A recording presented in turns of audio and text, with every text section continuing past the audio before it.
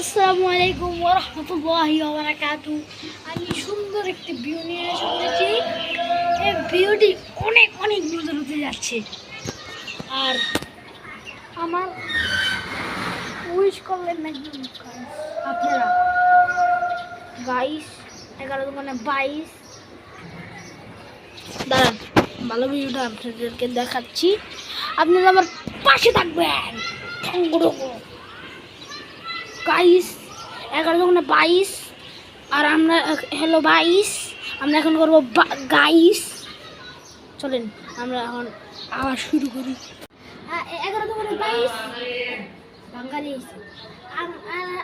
আমরা এখন সুন্দর ভিডিও আপনাদেরকে যে সময় ইন্ট্রো দিয়েছিলাম তখনই আপনাদেরকে সব দেখে ফেলেছি।